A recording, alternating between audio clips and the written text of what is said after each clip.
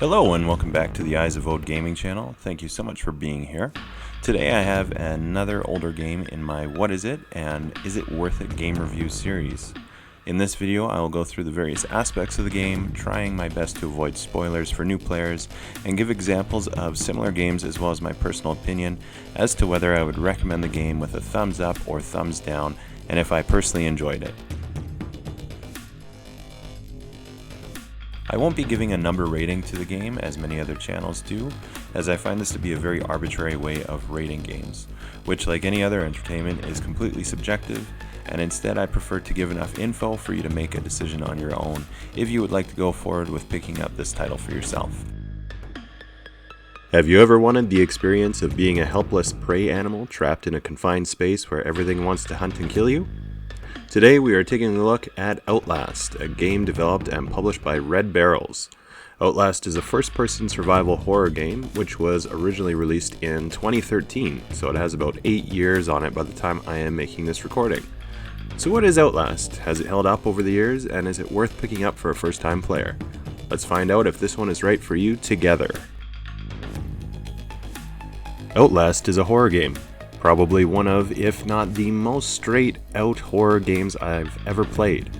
By that I mean there's nothing else other than the sheer experience of horror and anxiety. Most horror games have some other element, such as puzzle solving, combat, or something else to drive the player. In this experience, the only driving focus is the story and the horror environment. You have no weapons and no means to defend yourself. All you can do is run away or hide from enemies should you encounter any. Many areas are extremely dark, and they require you to use the camcorder, which is equipped with night vision, in order to find your way and avoid obstacles.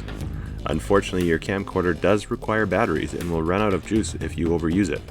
It does seem to drain very quick, and batteries are in short supply, so it's a good idea to use it sparingly. You start the game by arriving at Mount Massive Asylum, which is a psychiatric hospital that has been accused of using unethical means to make experiments on those housed within. Playing as the protagonist Miles Upshur, an investigative journalist, you're tasked with entering the asylum and gathering evidence of these experiments to bring light to the crimes being committed here. Very early on in the game, once inside, your main objective quickly shifts from gathering evidence to attempting to survive the horrors within and escape the asylum with your life. The mechanics have held up quite well, however they are rather Spartan. Essentially, all you have is walking, crouching, running, and using the camcorder and interacting with some objects. Typical interactions include turning on buttons or valves, as well as moving objects, climbing on top of or vaulting obstacles, and hiding within or under different spots to stay out of sight. There is also the ability to lean or peek around corners, which can be very helpful when attempting to avoid enemies.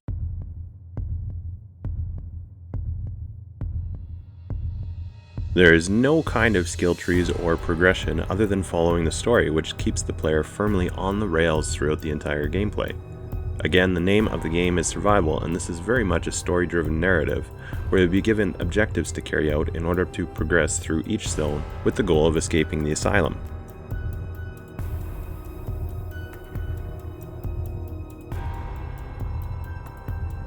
The graphics are not too bad considering the age of the game. When playing, you can definitely tell the game is dated, however they still give a strong feeling of horror and dread, and I did not find that the age style took away from the game and what it was trying to convey. Environments are all closed in, giving a claustrophobic feeling. Many locations are too dark to see your way without the use of the night vision in the camcorder, which also gives the feeling of horror as you'll need to turn on and off the camera to conserve precious battery power.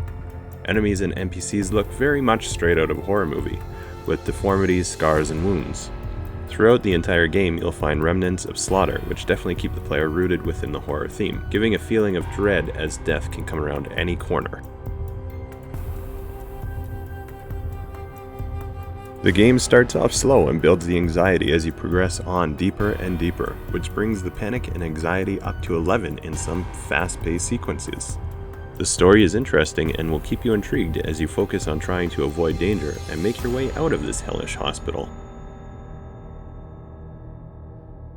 As far as games I can compare to, I would safely say there is a connection which can be drawn to Alien Isolation, where you have an enemy which will hunt you, making hiding a key to survival. Other games such as the Amnesia series or even Call of Cthulhu can be similar with a horror aesthetic. However, this game is definitely much more on the horror side rather than the dark or creepy.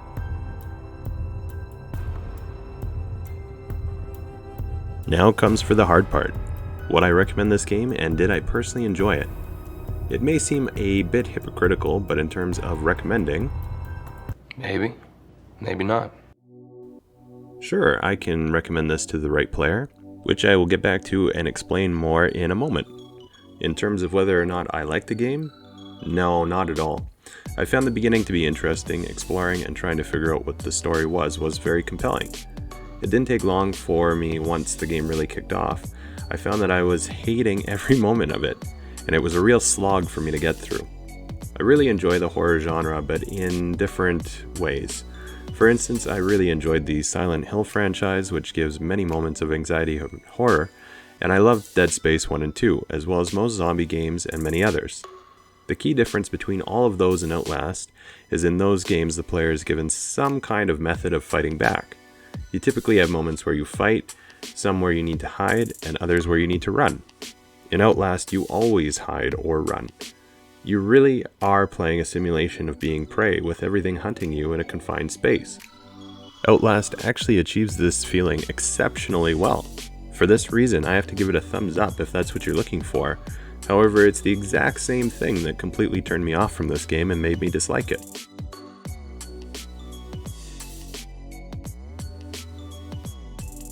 If you have played and enjoy this game, please don't take my dislike of it as a personal slight against you or even against the game itself. I can definitely understand and respect why some people will really gravitate to this title, as it is put together really well to provide a specific experience. Of course, I also feel strongly that there are games out there for everyone, and in this case, this one just is not for me. I hope you enjoyed this look at Outlast, even if my end result may feel slightly contradictory. Again, I think this game could be amazing for the right player. However, for others this will be a real nightmare. Either way, if you enjoyed this video, or if it helped you make a decision one way or another on whether to pick up the game, please consider throwing me a like on here. Also consider subscribing to the channel for more gaming content. I do reviews like this, as well as let's plays, walkthroughs, and more, and your feedback really inspires me to continue creating. Otherwise, thank you so much for watching, and until next time, take care.